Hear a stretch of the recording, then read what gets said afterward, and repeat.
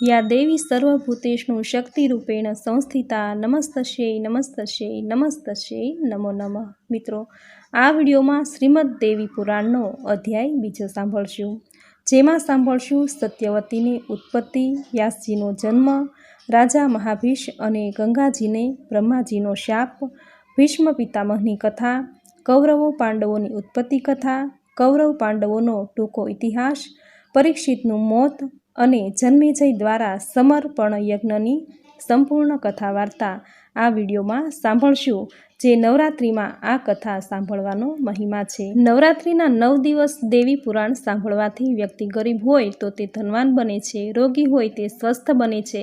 પુત્રહીન સ્ત્રી જો દેવી પુરાણનો પાઠ કરે તો તેને સંતાન પ્રાપ્તિનું વરદાન મળે છે। આ પુરાણ જીવન, જ્ઞાન, શક્તિ, સંપત્તિ, કીર્તિ અને પ્રતિષ્ઠાને આપનાર છે। આથી જ નવરાત્રિમાં માની પૂજા, આરાધના, વ્રત, જપ કે જો કંઈ ન થઈ શકે તો શ્રીમદ દેવી પુરાણનો થોડો સમય કાઢીને પાઠ જરૂર કરવો જોઈએ। જો તમારી પાસે પાઠ કરવાનો, સાંભળવાનો સમય ન હોય તો આ વિડીયો દ્વારા તમે તમારા કામકાજ કરતાં પણ સાંભળી શકો છો। મિત્રો, આ કથામાં દેવીના ગૂઢ રહસ્યનું વર્ણન કરવામાં આવેલું છે। આ પુણ્ય કથા શ્રદ્ધાળુ શ્રોતાઓને રિદ્ધિ સિદ્ધિ આપે છે। એક દિવસ, અડધો દિવસ, 5 દિવસ કે ઘડીક વાર પણ જો માં ભગવતીની આ દિવ્ય કથા જે સાંભળે છે તો આ કથા સાંભળનારની દુર્ગતિ અટકે છે। માનવીને બધા જ યજ્ઞો, તીર્થ અને દાનનું ફળ દેવી ભાગવત પુરાણના એક જ વાર સાંભળવા માત્રથી મળે છે। આ ભાગવત પુરાણ કથારૂપી અમૃત પીવાથી વ્યક્તિના આખાય કુલનો ઉદ્ધાર થાય છે। આથી જ નવરાત્રિના 9 દિવસ દરમિયાન દેવી ભાગવત પુરાણનું શ્રવણ અને વાંચન જરૂર કરવું જોઈએ। તો મિત્રો, આજના આ વિડીયોમાં દેવી ભાગવત પુરાણનો અધ્યાય બીજો સાંભળી આજના દિવસને પાવન બનાવીએ। બોલો માં ભગવતીની જય, બોલો માં નવદુર્ગાની જય। તો સાંભળીએ મહર્ષિ વેદવ્યાસ કૃત દેવી ભાગવત પુરાણનો અધ્યાય બીજો, સત્યવતીની ઉત્પત્તિ કથા। ઋષિઓએ કહ્યું, સુતજી, આપના કથન મુજબ જો સત્યવતી પતિવ્રતા હતા અને એ વળી પિતાજીના ઘેર હતા, ત્યારે વ્યાસજીનો જન્મ કઈ રીતે થઈ શકે? આવી પરિસ્થિતિમાં રાજા શાંતુએ લગ્ન કરીને 2 પુત્રો કેમ પેદા કર્યા, તેનું રહસ્ય અમને સમજાવો। ત્યારે સુતજીએ કહ્યું, જે આદ્ય શક્તિ છે, જેની કૃપાથી ધર્મ, અર્થ, કામ અને મોક્ષ સરળ બને છે। કથા પ્રમાણે ધાર્મિક અને સત્ય પ્રતિજ્ઞાવાળો એક રાજા થઈ ગયો। ઉપરીચર એનું નામ અને ચેદીદેશ એની રાજધાની। તેની પત્નીનું નામ ગિરિકા અને એ પાછી ખૂબ રૂપાળી। રાજાને 5 પુત્રો। આ પુત્રો બળવાન અને અપાર તેજસ્વી। એક વખત રાણી ગિરિકાએ ઋતુકાળ પછી સ્નાન બાદ પુંસવન વ્રત કરી પતિ પાસે પોતાની ઈચ્છા પ્રગટ કરી, પરંતુ રાજાને એ વખતે પિતૃઓના સૂચન પ્રમાણે શિકાર કરવા વનમાં જવાનું થયું। તે સમયે તેનું મન રાણીમાં પરોવાયેલું હતું અને રૂપાળી પત્નીને યાદ કરતા હતા। તેના કારણે રાજાના વીર્યનું સ્ખલન થઈ ગયું। એ સ્ખલન થયેલા વીર્યને એક પાંદડામાં રાખી મૂક્યું। ત્યારે રાજાએ વિચાર કર્યો, આ વીર્ય કોઈ પણ રીતે વ્યર્થ જવું ન જોઈએ। સામે છેડે રાણી ઋતુકાળમાં હતા, તેથી વીર્ય રાણી પાસે જવું જોઈએ। મારું વીર્ય અમોઘ છે, એ પ્રમાણે વિચારતા તેણે વીર્યને વડના પાનનો એક પડિયો બનાવી તેમાં મૂકી બાજુમાં જમીન પર બેઠેલા બાજ પક્ષીને કહ્યું, મહાભાગ, તું હમણાં જ આ પડિયો મારા ઘેર લઈ જઈ મારી પ્રિય પત્ની ગિરિકાને આપ, તેનો આજે ઋતુકાળ છે। રાજાએ વીર્યવાળો પડિયો બાજ પક્ષીને આપ્યો અને બીજી જ ક્ષણે બાજ પક્ષીએ પોતાની પાંખો ફેલાવીને ઉડાન ભરી। જોત જોતમાં પંખી આકાશના આવરણમાં ક્યાંય અલુપ થઈ ગયું। આ દરમિયાન માર્ગમાં બીજું એક બાજ પંખી આ બાજને જોઈ ગયું। એની પાસે પડિયો હતો। પડિયો જોતાં જ માર્ગમાં મળેલ અન્ય બાજને ખોરાકની કોઈ ચીજ અર્થાત માંસનો ટુકડો લાગ્યો અને આકાશમાં જ બથા દરમિયાન બાજ પંખીની ચાંચમાંથી વીર્યનો પડિયો છૂટ્યો અને આવ્યો સીધો યમુના નદીમાં। નદીમાં ચંદ્રિકા નામની બ્રાહ્મણ અપસરા સ્નાન કરતી હતી। એ જ પાણીમાં એક બ્રાહ્મણ દેવ સ્નાન બાદ સંધ્યા વંદના કરી રહ્યા હતા। ત્યાં જળમાં ડૂબકી મારીને રમતી ચંદ્રિકા અપસરાથી બ્રાહ્મણ દેવનો પગ પકડાઈ ગયો। બ્રાહ્મણ દેવના પ્રાણાયામની ક્રિયામાં અડચણ થતાં તેણે એ સુંદર અપસરા ચંદ્રિકાને શાપ આપ્યો એટલે તે માછલી બની ગઈ અને બરાબર એ જ સમયે આ બાજ પંખી દ્વારા પડિયાના વીર્યને ખોરાક સમજી તે ગળી ગઈ. શાપના લીધે માછલી બનેલી એણે પાણીમાં ઝડપથી સરકીને વીર્યને ગળી ગઈ. આ તો રાજાનું વીર્ય હતું, રાણીને મોકલવાનું હતું, પણ વિધિ મુજબ માછલીના પેટમાં ગયું અને તેને ગર્ભ રહ્યો. તેનો વિકસતો ગયો અને આ માછલી એક દિવસ માછીમારની જાળમાં સપડાઈ ગઈ. માછીમાર તેને ઘેર લઈ આવ્યો. તેને ચીરતા માછીમારની નવાઈનો પાર ન રહ્યો.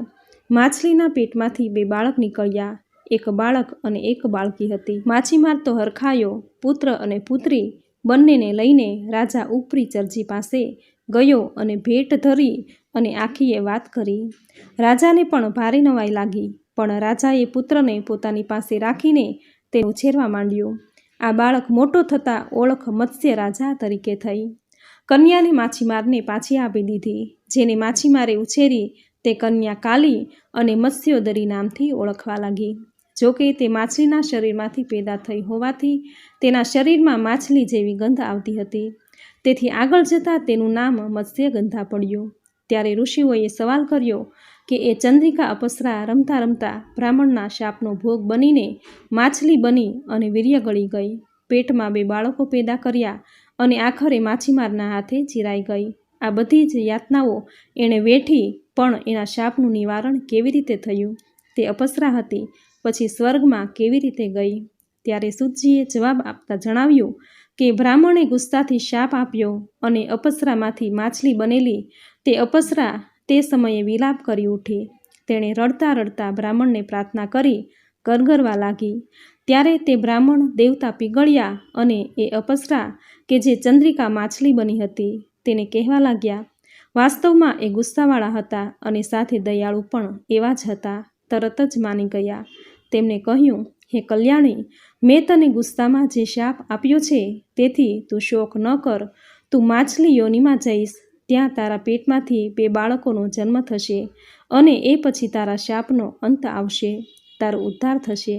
તું પાછી અપ્સરા બની જઈશ અને પછી એ પુનઃ સુંદર અપ્સરા બનીને ફરીવાર સ્વર્ગમાં પહોંચી ગઈ. આ બાળકી મત્સ્યગંધાના રૂપમાં હતી ત્યારે તેના શરીરમાંથી એટલી બધી ગંધ નીકળતી હતી કે વાત ન પૂછો.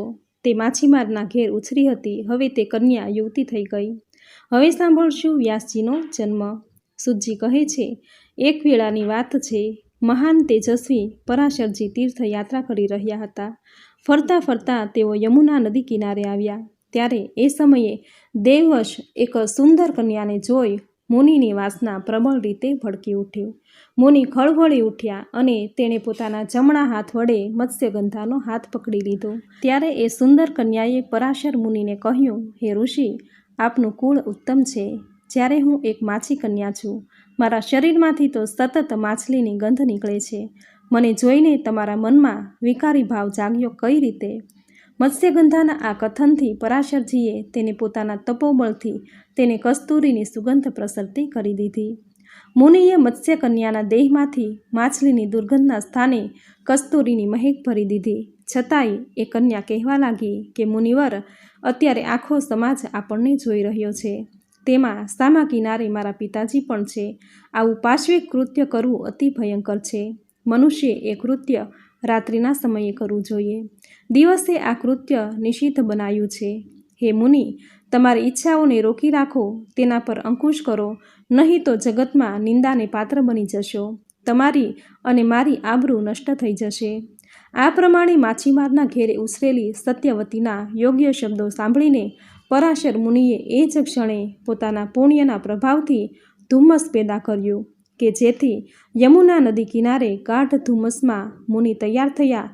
ત્યારે સત્યવતીએ વધુ એકવાર પરાશર મુનિને કહ્યું, હે વિપ્રવર, હું કુંવારી કન્યા છું. તમારા સંપર્કથી જો હું ગર્ભવતી થઈશ તો મારા પિતાજીને હું શું કહીશ?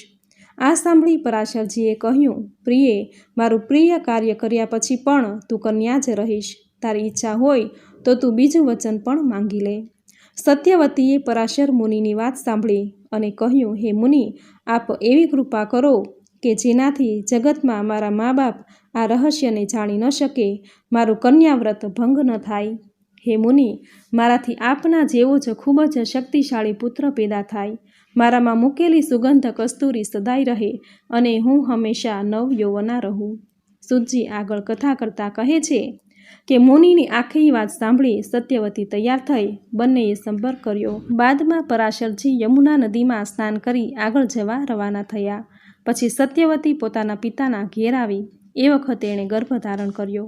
સમય જતાં સત્યવતીએ યમુનાજીના દ્વીપમાં પુત્રને જન્મ આપ્યો. તે બાળક બીજો કામદેવ જેવો જણાતો હતો.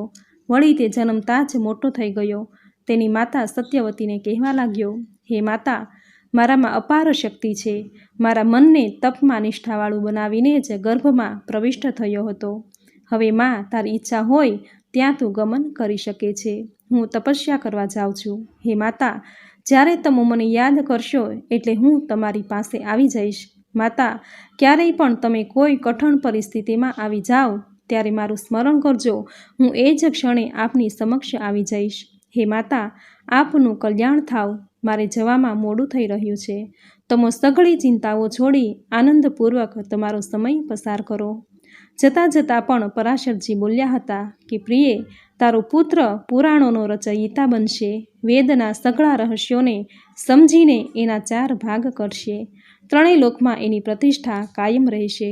અને એ મુજબ વેદવ્યાસજીનું અવતરણ થયું અને તેઓ યમુના દ્વીપમાં જન્મ્યા હોવાથી દ્વૈપાયન કહેવાયા. વળી ભગવાન વિષ્ણુનો અવતાર કહેવાયા. પુરાણોની સંહિતા ઉપરાંત ભારતભરમાં શ્રેષ્ઠ એવા મહાભારત નામના ગ્રંથની રચના કરી.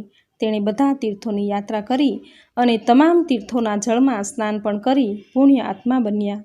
ત્યારે કલિયુગ આવી ગયાનું જાણીને તેણે વેદોની શાખા બનાવી. વેદોનો વિસ્તાર વધારી તેણે પોતાના આશ્રમમાં ભણવા આવતા શિષ્યોને પણ ભણાવ્યા. સુમંત, જૈમિની, પૈલ, વંશપાયન, અસિત, દેવલ જેવા શિષ્યો તથા તેમના પુત્ર શુકદેવજી પણ સામેલ છે. હવે સાંભળશું રાજા મહાભીષ અને ગંગાજીને બ્રહ્માજીનો શાપ. ઋષિઓએ પાછો નવો સવાલ કર્યો, હે પુણ્ય સ્વરૂપ આત્મા સૂતજી, મહાતેજસ્વી વ્યાસ અને સત્વતીના જન્મનું આપે સરસ વર્ણન કર્યું. તોય અમારે એક પ્રશ્ન છે કે જેને આપે વ્યાસજીની માતા કહ્યા છે તે કલ્યાણી સત્યવતી મહાધર્મજ્ઞ રાજા શાંતુને કઈ રીતે મળ્યા? સત્યવતી તો નિષાદની પુત્રી હતી, તો કુરુવંશી ધર્માત્મા રાજા શાંતુએ એમનો સ્વીકાર કેવી રીતે કર્યો? ત્યારે સૂતજી કહેવા લાગ્યા, ઈક્ષ્વાકુ વંશમાં એક મહાભીષ નામે રાજા થઈ ગયા. તેઓ પ્રખ્યાત રાજા હતા. તેણે 1000 અશ્વમેઘ અને 100 વાજપેયી યજ્ઞો કરીને દેવરાજ ઇન્દ્ર પાસેથી વરદાન મેળવી સ્વર્ગના અધિકારી બન્યા હતા. એક દિવસ તેઓ બ્રહ્માજી પાસે જઈ ચડ્યા. ત્યારે બધા જ દેવ બ્રહ્માજીની સેવામાં હાજર હતા. પિતાજીની સેવામાં મહાનદી જેવી ગંગા પણ ત્યાં આવ્યા હતા. તે સમયે પવન ખૂબ જ ગતિથી ફૂંકાણો. એ દરમિયાન ગંગાજીના શરીર પરનું કપડું ખસી ગયું. ત્યારે ત્યાં હાજર દેવોએ ગંગાજીની આવી સ્થિતિ બદલ પોતાના માથા અને નજર નીચી કરી દીધી. પરંતુ ત્યાં હાજર રાજા મહાભીષ તો ડર રાખ્યા વિના ગંગાજી તરફ જોઈ રહ્યા. સામે છેડે ગંગાજી પણ રાજા તરફ જોઈ રહ્યા અને બંને એકબીજામાં આસક્ત બની ગયા. એ સમયે બ્રહ્માજીની નજર એકાએક આ આસક્ત થયેલા બંને પર ગઈ. બ્રહ્માજી આ વધુ વાર જોઈ ન શક્યા. તેને એકદમ ક્રોધ આવ્યો. તેણે તરત જ રાજાને એક શાપ આપતા કહ્યું કે રાજન, જા, તું મૃત્યુલોકમાં જઈને જન્મ ધારણ કર. તે સમયે ગંગાજીને પણ બ્રહ્માજીએ એવો જ શાપ આપ્યો. આમ બંને જણ બ્રહ્માજીનો શાપ પામ્યા અને આથી તેઓ ઉદાસ થઈ ગયા. જેથી તેણે એક વાત રાજાને જણાવી, રાજન, મૃત્યુલોકમાં જઈને જન્મ ધારણ કરીને ખૂબ પુણ્ય કાર્ય કરીશ અને તેના ફળથી તને સ્વર્ગની પ્રાપ્તિ થશે. માત્ર રાજા તરફ જોતા રહેવાથી ગંગાજીને પણ શાપ મળ્યો. આ સમયે 8 વસુઓ પોતપોતાની પત્નીઓ સાથે વસિષ્ઠજીના આશ્રમમાં આવ્યા હતા. તેમાં ધ્યો નામના મુખ્ય વસુ હતા. ધ્યોની પત્નીએ વસિષ્ઠ મુનિના આશ્રમમાં નંદિની નામની ગાયને જોઈ અને તેણે પોતાના પતિ ધ્યોને આ ગાય વિશે પૂછ્યું, આ સરસ મજાની ઉત્તમ કામધેનુ ગાય કોની છે? ત્યારે ધ્યોએ જવાબ આપ્યો કે આ ઉત્તમ ગાય વસિષ્ઠજીની છે. જેને આ ગાયનું દૂધ પીવાનો અવસર મળે એ ભલે પછી સ્ત્રી કે પુરુષ હોય, એ ચોક્કસ 10,000 વર્ષ જીવે અને સદાય યુવાન રહે. આ સાંભળી દ્યોની પત્નીએ કહ્યું કે મારી એક સખી મૃત્યુલોકમાં છે. તે રાજર્ષિ ઉશિનરની પુત્રી છે. આપ મારી એ સખી માટે આ પવિત્ર દૂધ આપવાવાળી નંદીની ગાયને અને વાછરડા સાથે ઉત્તમ આશ્રમમાં લઈ લો અને મારી એ સખી આ ગાયનું દૂધ ન પીવે ત્યાં સુધી તેને ત્યાં રાખો. દ્યોના મનમાં ત્યારે પાપની કોઈ ભાવના ન હતી, છતાં પત્નીની વાત માનીને તેણે વસિષ્ઠજીનું અપમાન કરવા સમીપને નંદીની ગાયની ચોરી કરી લીધી. આ કાર્યમાં પૃથુ અને વસુઓ સામેલ હતા. એક તરફ નંદીનું અપહરણ થયું અર્થાત ચોરી થઈ, તો બીજી બાજુ વસિષ્ઠ મુનિ નંદીની માટે તાજા ફળ ફૂલ લઈને આવ્યા. પણ આશ્રમમાં ક્યાંય ગાય જોવા ન મળી. ત્યારે તેણે ધ્યાન કરીને જોયું તો વસુગણ તેનું અપમાન કરીને ગાયની ચોરી કરી ગયા છે અને આથી તેણે આ અપરાધ માટે તમામ વસુઓને મનુષ્ય યોનિમાં જન્મ લેવો પડશે તેવો શાપ આપ્યો. એ પછી બધા વસુઓએ જોયું તો નદીઓમાં શ્રેષ્ઠ એવા ગંગાજી રસ્તામાં જઈ રહ્યા હતા. શાપના લીધે તે ગંગાજીનું મન ઉદાસ થઈ ગયું. ગંગાજીના મોં પરની ઉદાસીનતા જોઈને વસુઓએ તેમને નમ્રતાથી પૂછ્યું કે દેવી, અમે મૃત્યુલોકમાં કઈ રીતે પેદા થઈશું? અમારે મનુષ્યના ગર્ભથી જન્મ લેવો પડે. આ તો અમારા માટે અતિ ચિંતાનો વિષય છે. તેથી હે ગંગાજી, આપ જ માનવી રૂપે બનીને અમારી જનેતા થવાની કૃપા કરો. હે કલ્યાણી, શાંતનુ નામના એ અતિ પ્રસિદ્ધ રાજા રાજર્ષિ છે. તેને આપ તમારા પતિદેવ બનાવો. પછી અમારો જન્મ થતાં જ અમને જળમાં વહાવી દેજો. વસુઓની આ વાત સાંભળતા જ ગંગાજીએ આ વિચારને સ્વીકૃતિ આપી દીધી.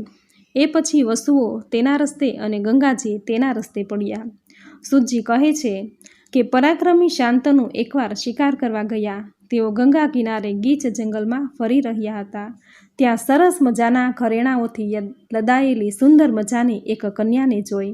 કન્યાને જોતાં જ રાજા શાંતનુનું મન અત્યંત આનંદ પામ્યું. એને જોતાં જ જાણે તેના હોઠ પરથી શબ્દો સરવા લાગ્યા. તેઓ કહેવા લાગ્યા, હે દેવી, હે માનુની, ગંધવી, યાક્ષિણી, નાગકન્યા, અપસરા, અરે તું આમાંથી કંઈ પણ હોય એ વાત રહેવા દે, પણ તારે આજે મારી ધર્મપત્નીનું સ્થાન સ્વીકારવું પડશે.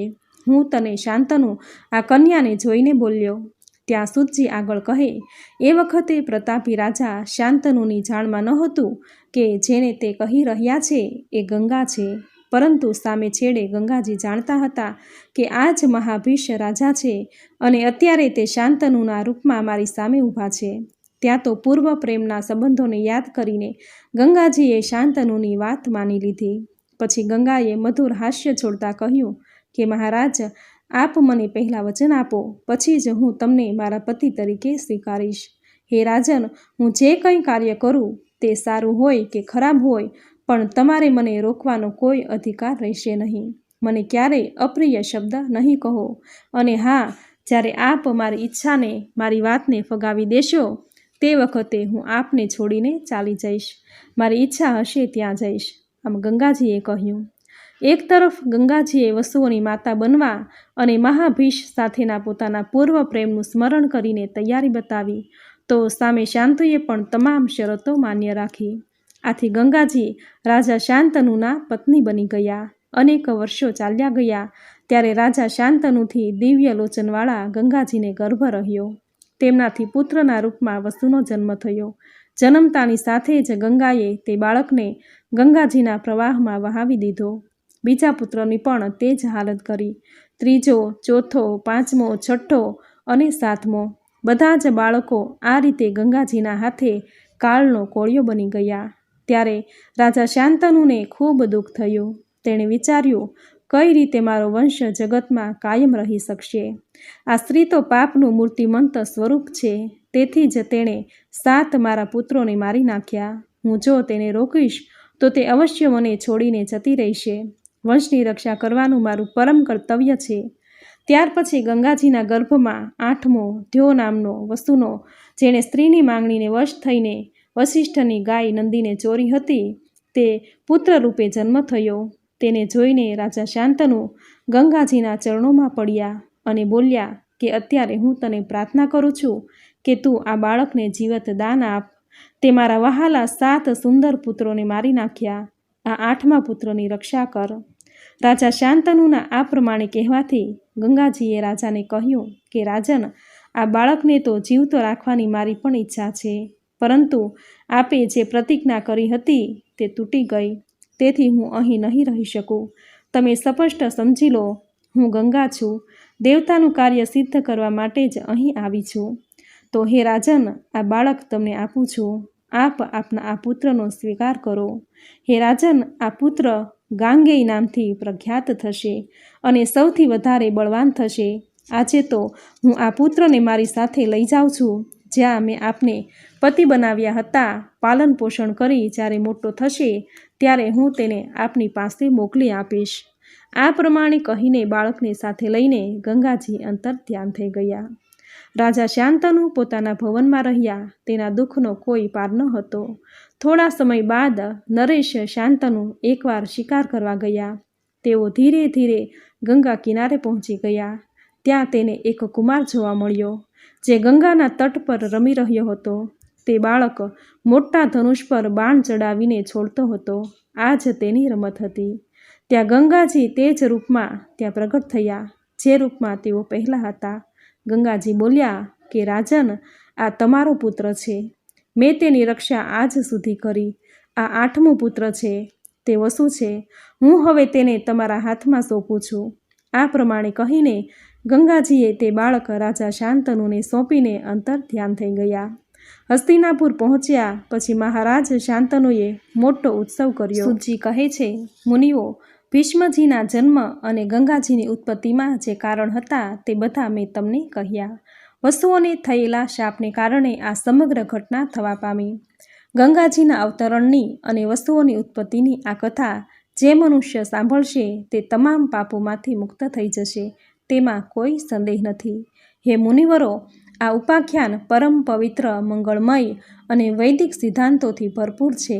વ્યાસજીના મુખારવિંદથી મેં જેવું સાંભળ્યું હતું બરાબર તેવું જ મેં તમને કહી સંભળાવ્યું છે. હવે સાંભળશું ભીષ્મ પિતામહની કથા. ઋષિઓ બોલ્યા, હે સૂતજી, વ્યાસ માતા સત્યવતીએ રાજા શાંતનુને કેવી રીતે પ્રાપ્ત કર્યા તે અમને જણાવો.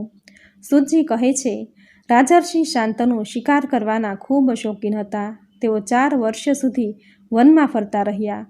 કુમાર ભીષ્મને તેઓ સાથે રાખતા. એક સમયની વાત છે, શિકાર કરતાં કરતાં તેઓ કોઈ એવા જંગલમાં પહોંચી ગયા જ્યાં તેમને ઉત્કૃષ્ટ સુગંધ આવવા લાગી. તે સુગંધથી તેનું મન મુગ્ધ બની ગયું. તેથી જે દિશામાંથી આ સુગંધ પવન આવી રહ્યો હતો તે દિશા તરફ જવા લાગ્યા. આગળ જતાં યમુનાજીના તટ પર તેણે એક સુંદર રૂપવતી સ્ત્રીને સર્વાંગ સુંદરીને જોઈને રાજા શાંતનુ આશ્ચર્યમાં પડી ગયા. તેને થયું કે આના શરીરમાંથી જ સુગંધ નીકળી રહી છે. આ વાત નક્કી છે. યમુના કિનારે બેઠેલી તે નિષાદ પુત્રીને તેઓ પૂછવા લાગ્યા કે પ્રિય, તમે કોણ છો? તમારા પિતા કોણ છે?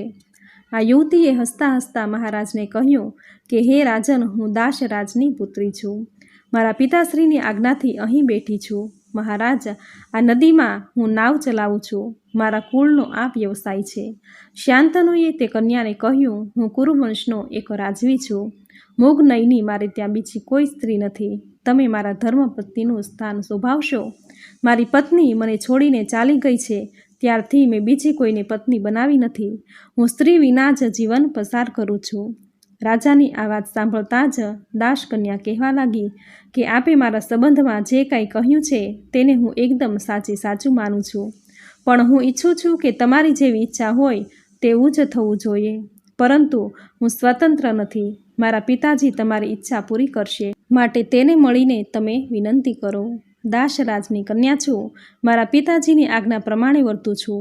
તેઓ મારા પિતા મહાપુરુષ છે. જો તે મને તમને સોંપી દેશે તો લગ્ન કરજો. હું લગ્ન બાદ આપને આધીન રહીશ. સૂતજી કહે છે કે મહારાજ શાંતનુ સત્યવતીની વાત સાંભળીને તેની માંગણી માટે દાસરાજના ઘરે પહોંચી ગયા. દાસરાજને પોતાના મનમાં ઘુમરાતી હતી તે વાત કહી. દાસરાજે રાજાની વાત સાંભળી નમસ્કાર કરતાં કહ્યું કે મહારાજ, આપ મારી કન્યાની માંગણી કરો છો તો હું એને અવશ્ય આપીશ, પરંતુ મારી એક શરત છે. દાસરાજે શાંતનુ સમક્ષ શરત મૂકી કે કઈ શરત? શાંતનુએ કહ્યું કે મારી પુત્રીની કુખે પુત્ર થાય એ જ રાજગાદીનો વારસદાર બને. કોઈ પણ રીતે અનન્યને રાજગાદી મળવી જોઈએ નહીં. દાસરાજની શરત સાંભળીને શાંતનુ વિચારમાં પડી ગયા કે આ શરત તો કેમ કરીને પાળી શકાય, કારણ કે ભીષ્મજીને તેઓ યુવરાજ તરીકે નિયુક્ત કરી ચૂક્યા હતા અને પછી તો દાસરાજને કોઈ પણ જવાબ આપ્યા વિના હસ્તિનાપુર ચાલ્યા ગયા. પણ મનમાં ચિંતારૂપી ભોરિંગ પ્રવેશી ગયો હતો. એ તેને કોરો ખાવા માંડ્યો.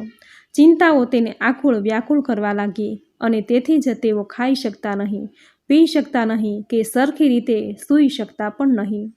પોતાના પિતાજીની આવી સ્થિતિ જોઈને ચિંતામાં ડૂબેલા દેવવ્રત ભીષ્મજીના મનમાં થયું કે પિતાજીની ચિંતાનું શું કારણ હશે, જાણીને તે સત્વરે દૂર કરું. આથી આગ્રહ કરી પિતાજી પાસેથી સાચી વાત જાણી પછી એ જ ક્ષણે મંત્રીઓને લઈને દાસરાજના ઘરે આવી ગયો. નમ્રતાપૂર્વક બોલી ઉઠ્યો કે તમો તમારી સૌભાગ્યવતી પુત્રીને મારા પિતાશ્રીને આપો, તે માટે હું તમને પ્રાર્થના કરી રહ્યો છું. ત્યારે દાસરાજે કહ્યું કે મહાભાગ્યવાન તમે રાજકુમાર છો. પિતા કરતાં તમો જ મારી પુત્રીનો સ્વીકાર કરીને તેને તમારી પત્ની બનાવો, કારણ કે તમારી હયાતીમાં મારી પુત્રીનો પુત્ર રાજા નહીં બની શકે. ત્યાં તો દાસરાજની વાત કાપતા દેવવ્રતે કહ્યું, તમારી પુત્રી તો મારી મા સમાન છે અને હું વળી રાજ્ય કરવા માંગતો નથી. તમારી કન્યાનો પુત્ર જ રાજ્યનો રાજા બનશે. દાસરાજ સમક્ષ ભીષ્મે હકીકત કહી, છતાંય તેણે શંકા વ્યક્ત કરતા દેવવ્રતને કહ્યું કે માનો કે તમારો પુત્ર બળવાન થયો તો આની પાસેથી રાજ્ય જ છીનવી લેશે. દેવવ્રતે આ સાંભળી એક ઝાટકો ખાતા કહ્યું કે હું ક્યારેય લગ્ન જ નહીં કરું, જાઓ, આ મારી આજથી પ્રતિજ્ઞા છે. સૂતજી કહેવા લાગ્યા કે ભીષ્મજીની આવી અટલ પ્રતિજ્ઞા સાંભળતા જ દાસરાજે પોતાની કન્યા સત્યવતીને રાજા શાંતનુને સોંપી.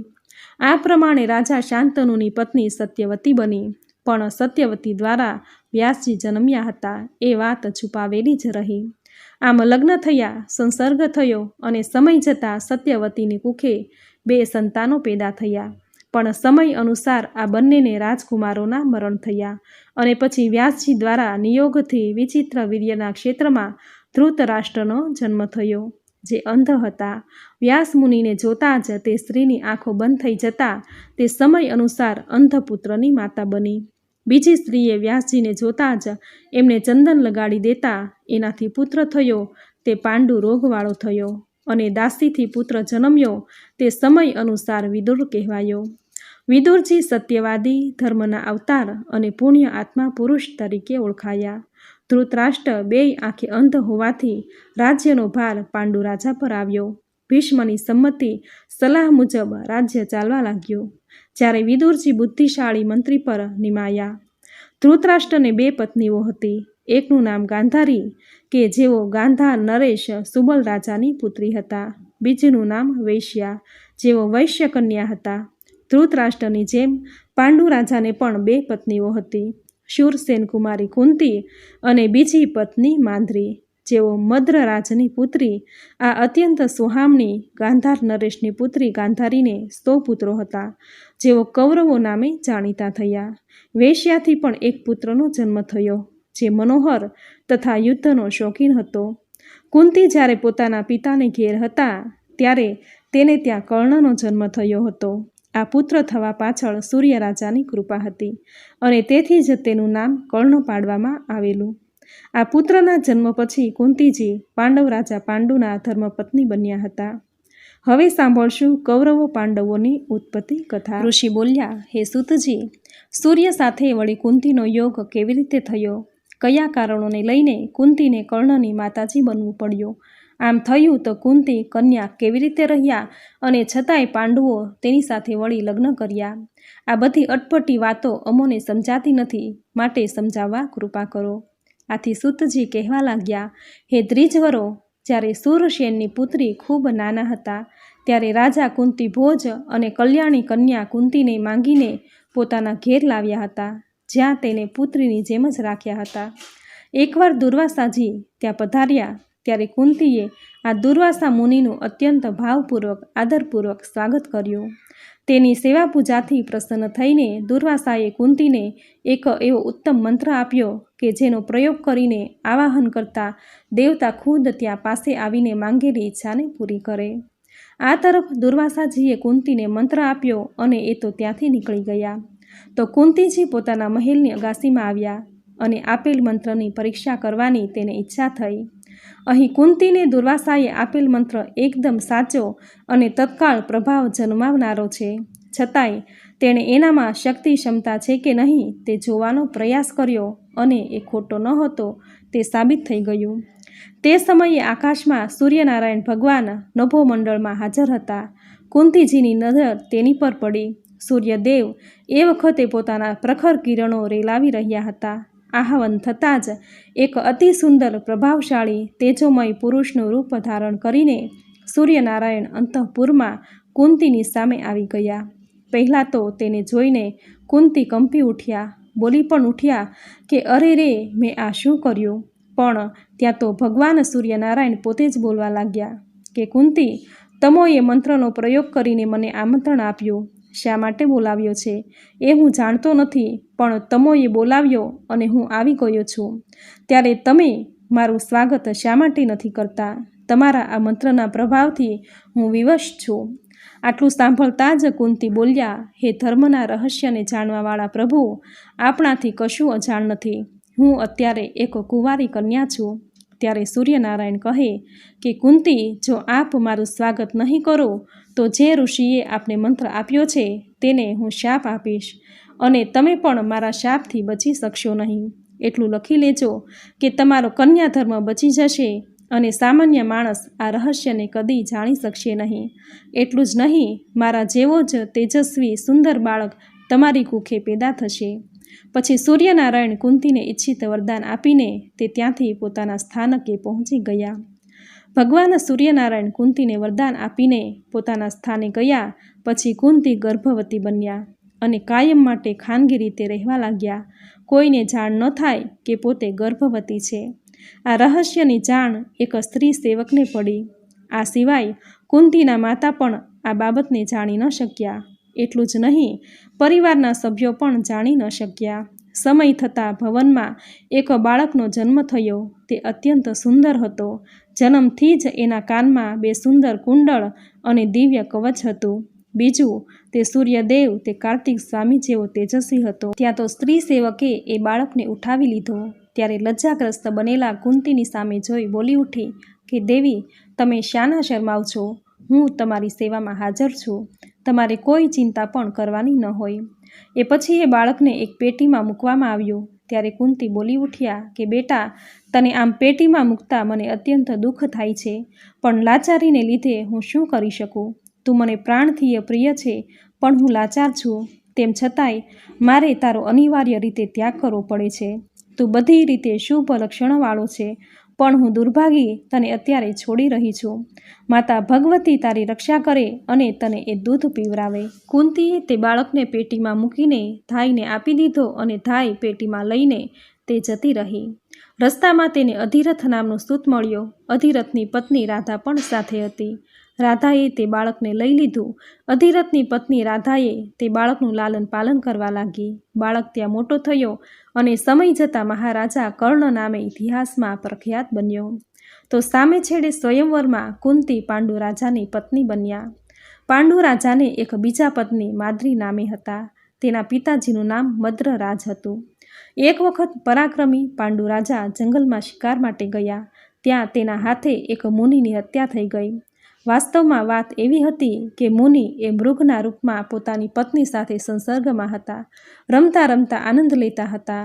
રાજા પાંડુએ તેને મૃગ સમજી લીધા અને તેના પર પોતાનું બાણ ચલાવ્યું.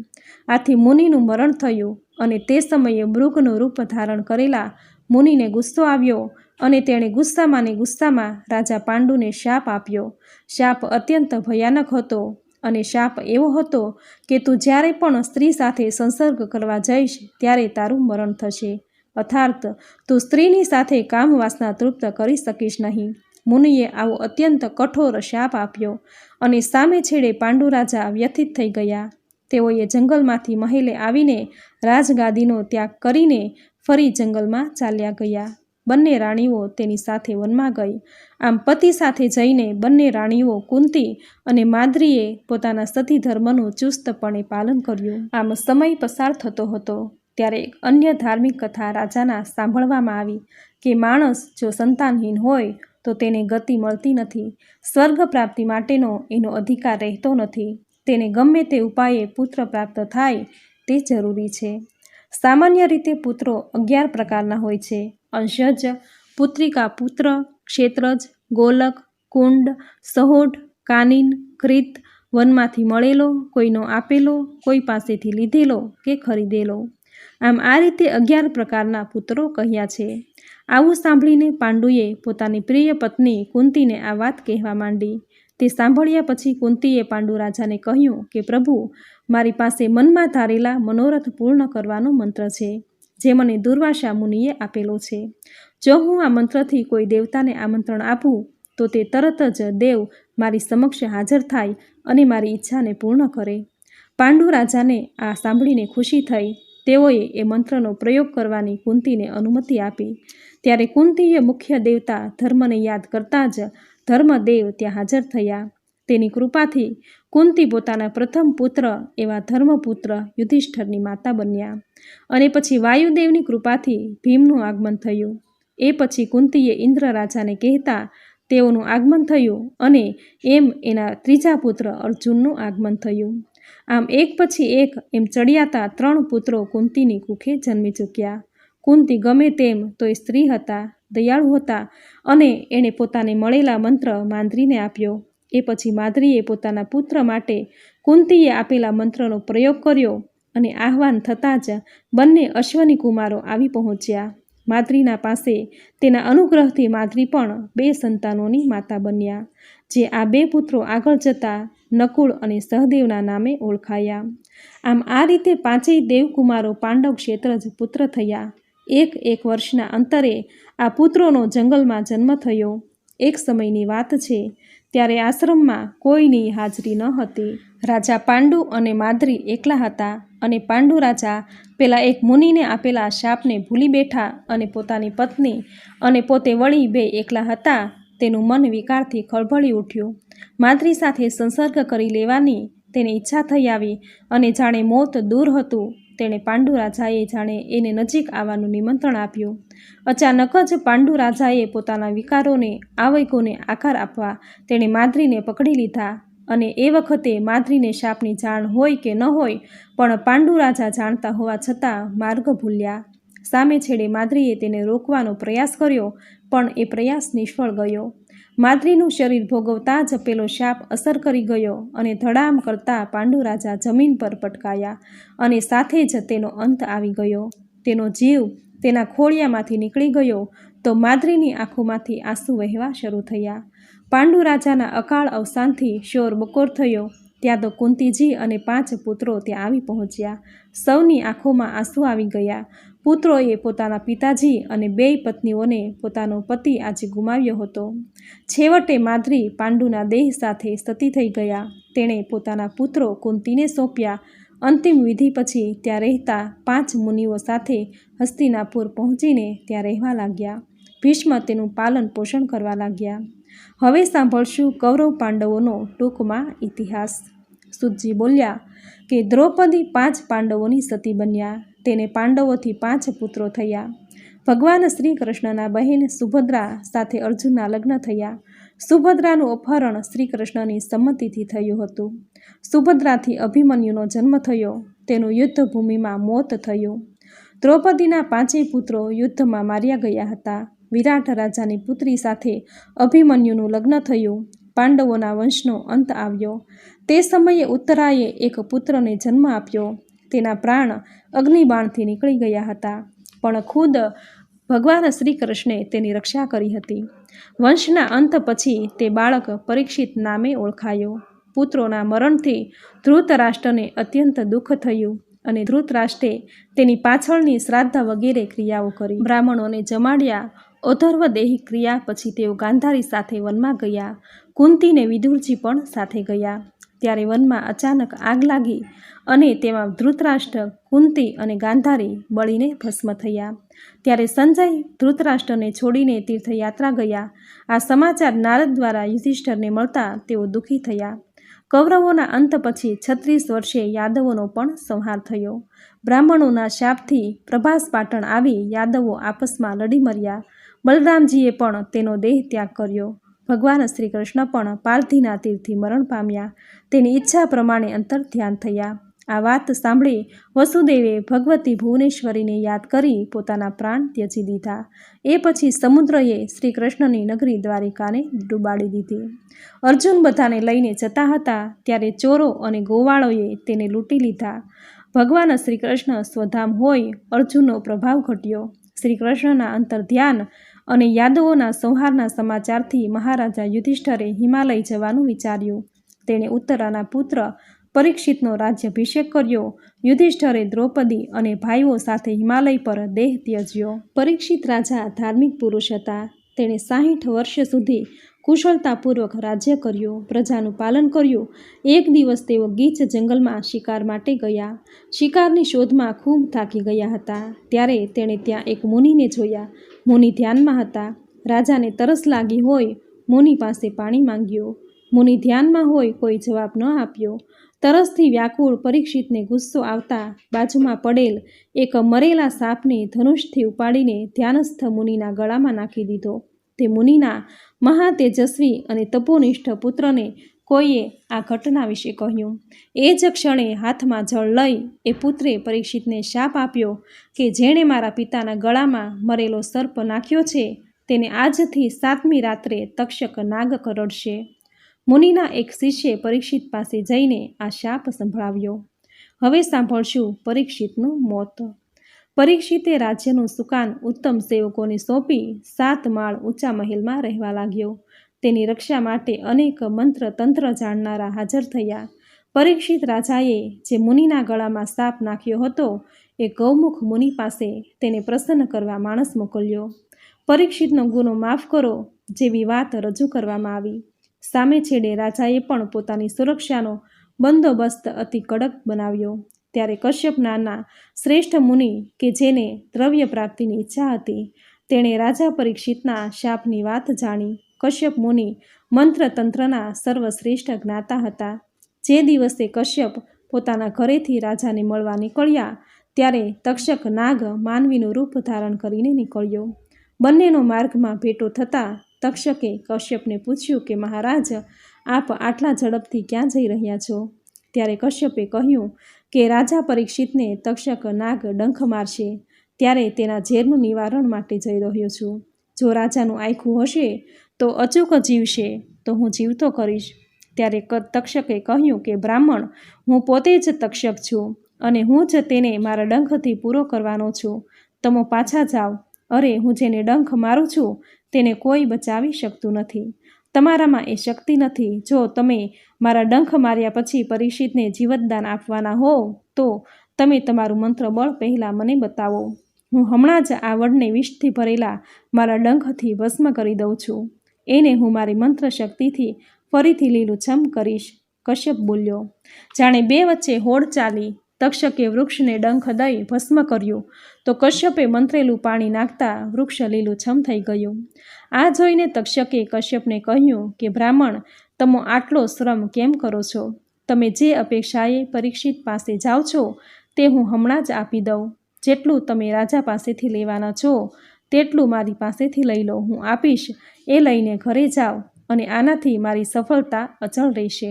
સુતજી કહે છે કે પરમાર્થનું મહત્ત્વ જાણનારા કશ્યપે તક્ષકની વાત પર વારંવાર વિચાર કર્યો. ત્યારે તેણે ધ્યાન ધરીને જોયું તો પરીક્ષિતનું આયખું સમાપ્ત થતું હતું. તેથી અર્થ સરતો ન હોય તેઓ તક્ષક પાસેથી ધન લઈને નિજ ઘરે પાછા આવી ગયા. એ પછી 7મા દિવસે ઉતાવળે તક્ષક હસ્તિનાપુરમાં આવી ગયા.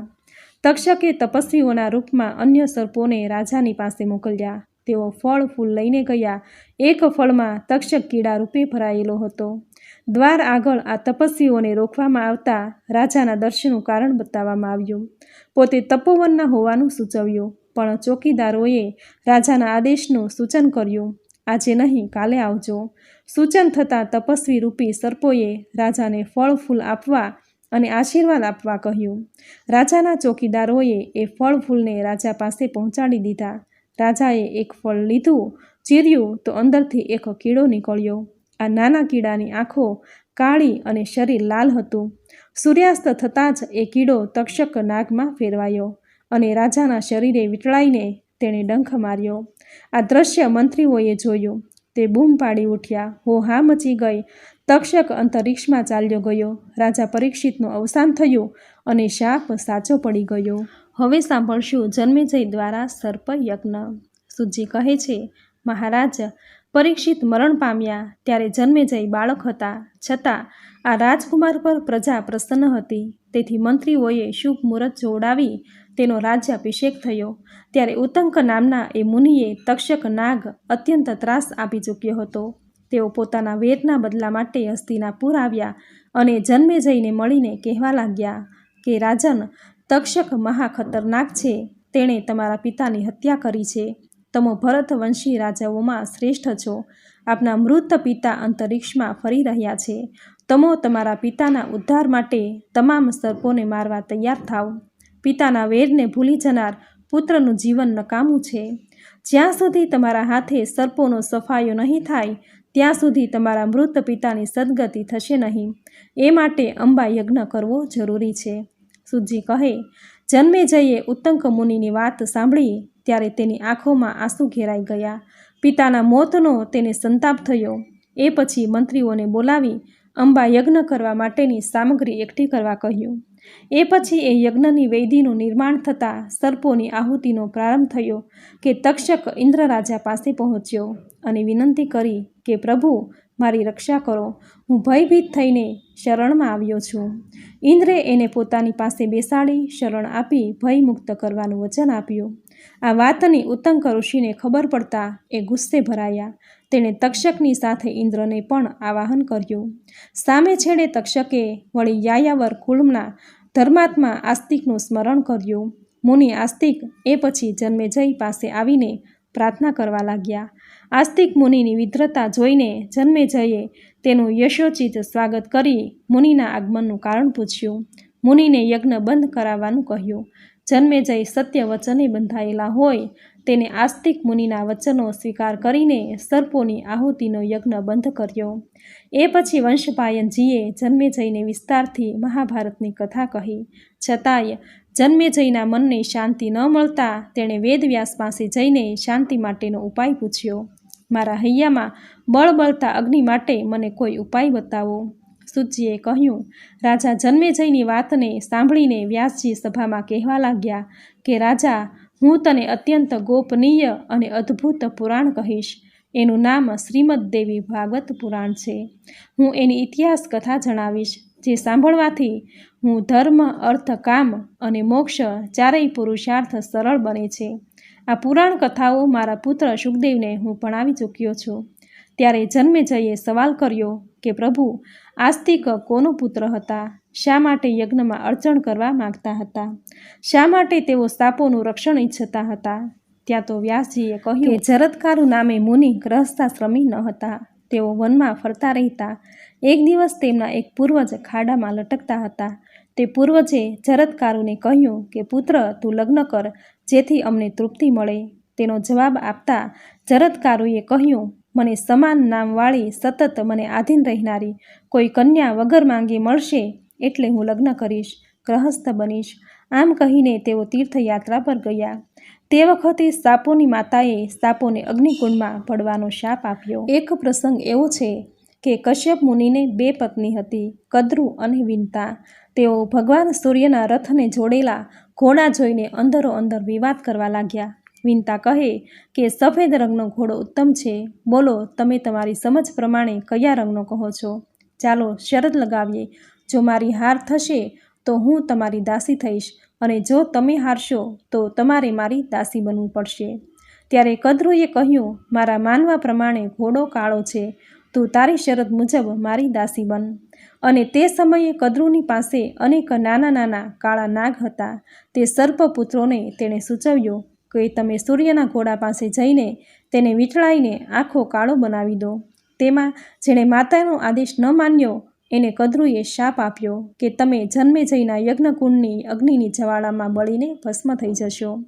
જેઓ ઘોડાને વીંટળાઈ વળ્યા તેના લીધે ઘોડો કાળો દેખાવા લાગ્યો. તેથી વિનતા દુઃખી થઈ ત્યારે તેની વહારે તેનો પુત્ર ગરુડ આવ્યો. તે સમયે તેણે માતાને દુઃખી જોતા કહ્યું કે માં, તારા દુઃખનું કોઈ કારણ? વિનતાએ પોતે દાસી બની હોવાની વાત જણાવતા ગરુડે કહ્યું કે માં, તારું દર્દ અબ ઘડી દૂર કરું છું. એ પછી વિનતા કદ્રુ પાસે ગઈ ત્યારે ગરુડ તેની સાથે હતા. ગરુડે ત્યાં જ જઈને કદ્રુને કહ્યું કે માતા, મારા પ્રણામનો સ્વીકાર કરી જણાવો કે મારી માં કઈ રીતે તમારા દાસીપણામાંથી છૂટે. ત્યારે કદ્રુએ ગરુડને સ્વર્ગમાંથી અમૃત લાવીને પોતાના પુત્રોને આપવા કહ્યું અને એ પછી તારી માતા વિનતા દાસીપણામાંથી છૂટશે તેવું કહ્યું. વ્યાસજી કહે કે કદ્રુના સૂચનથી પક્ષી રાજા ગરુડ ઇન્દ્રલોકમાં જઈ યુદ્ધ કરી અમૃત કુંભ જૂટવી લીધો. એ લાવીને કદ્રુને આપ્યો. આ કાર્યથી ગરુડની માતા વિનતા દાસીપણામાંથી મુક્ત થઈ. એકવાર તમામ સર્પો નદીએ સ્નાન કરવા ગયા તો બીજી બાજુ ઇન્દ્રે અમૃત કુંભ ચોરી લીધો. હવે જે સર્પો નાહવા માટે ગયા હતા તેમણે માર્ગમાં આવેલા દર્ભ ઘાસને જીભથી ચાટ્યું. ઘાસ અણીદાર હોવાથી સર્પોની જીભના 2 ભાગ થયા. કદ્રુએ જે સાપોને શાપ આપ્યો હતો તે બધા વાસુકી નાગ હતા. બ્રહ્માજીના શરણે ગયા. તેણે પોતાને મળેલા માતાના શાપની વાત કહી ત્યારે બ્રહ્માજી કહે કે વાસુકી જરત્કારુ નામના શ્રેષ્ઠ મુનિ છે.